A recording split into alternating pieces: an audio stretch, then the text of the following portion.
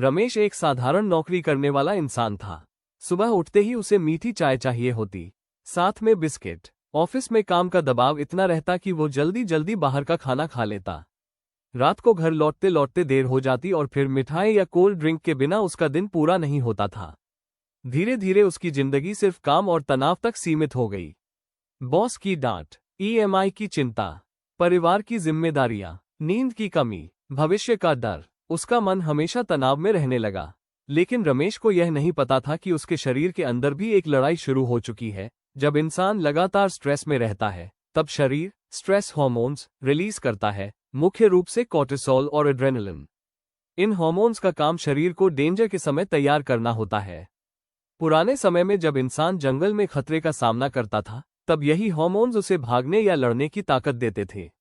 लेकिन आज का स्ट्रेस अलग है। अब शेर नहीं दौड़ाता, बल्कि लगातार टेंशन, ओवरथिंकिंग और मेंटल प्रेशर शरीर को अंदर ही अंदर थकाते रहते हैं। जब कोर्टिसोल बार बार बढ़ता है, तब शरीर लिवर को सिग्नल देता है कि ज्यादा ग्लूकोज ब्लड में छोड़ा जाए ताकि शरीर के पास एक्स्ट्रा एनर्जी रहे। अब ब्लड में शुगर बढ़ने लगती है। टॉफी यहाँ इंसुलिन का काम शुरू होता है। इंसुलिन एक चाबी की तरह काम करता है। ये सेल्स का दरवाजा खोलता है ताकि ब्लड की शुगर अंदर जाकर एनर्जी बन सके।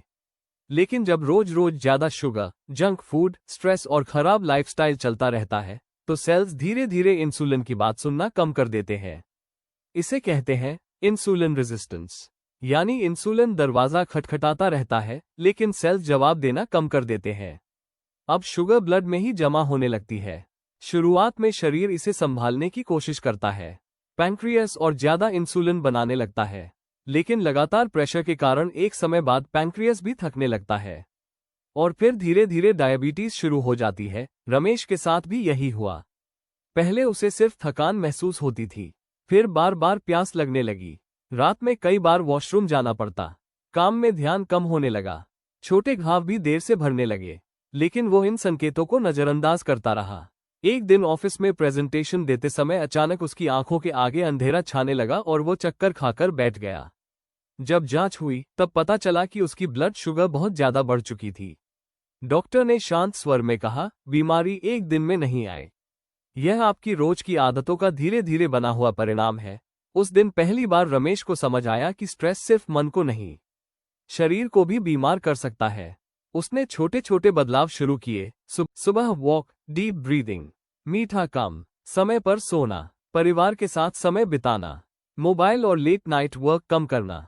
धीरे धीरे उसका स्ट्रेस कम होने लगा, नींद बेहतर हुई, शरीर हल्का महसूस होने लगा।